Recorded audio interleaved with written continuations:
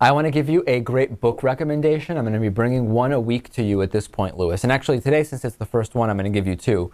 The book recommendations, this is great. We've been looking to do this for a while, and we finally found a great sponsor for these. The book recommendations are made possible in part by A Fashion of Bastards, which is Joanna Louise Johnson's best-selling satire involving the bizarre world of Washington's power players and their outrageous misuse of America's precious natural resources. I'm about halfway through the book right now. It's fantastic. You can find it on Amazon.com. Halfway through it, I'll have a fuller report once I've completed the entire book. We'll, of course, not spoil the ending. Thank you. Today's recommendation is the book A Crack in Space by Philip K. Dick. I read this about a month ago.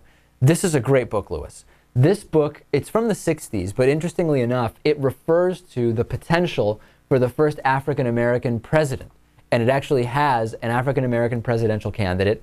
It involves a potential alternate universe, and really there's so many corollaries to what's going on today with the ideas of new technology, not necessarily a gateway to an alternate universe, but the book I find to be incredibly ahead of its time, because of course I know that the Barack Obama is a Muslim and we're planting his birth certificate theory was well underway in the 60s when Philip K. Dick wrote this book. I just don't know that Philip K. Dick knew about that conspiracy. So it's amazing everything that he was actually able to write in this book and how much it relates to the Obama presidency and so much that's going on today. Prophetic. It really is in a way. Yeah. I mean, and I don't actually know whether this is one of Philip K. Dick's drug-induced books or not.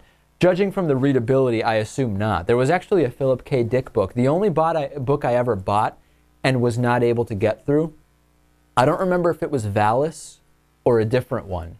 And it's one where I just was not able to get through it. I looked it up after and found out that it was one of his paranoia drug writings. And it was very, very difficult. I just was finding myself completely uninterested in it. Or perhaps you needed to be in some type of drug-induced trance. Maybe it is, to be able to find it remotely interesting. Not the case at all with The Crack in Space. I highly, highly recommend the book. And, of course, that made possible in part by A Fashion of Bastards. Find it at Amazon.com. I recommend you read this book, Lewis. Maybe. Maybe. Which book?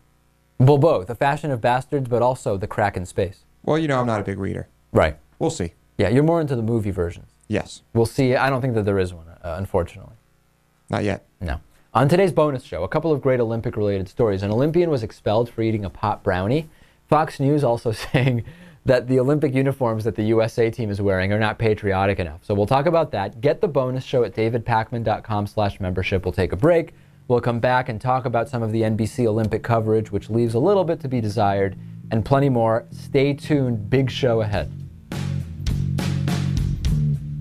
The David Pakman Show at davidpakman.com.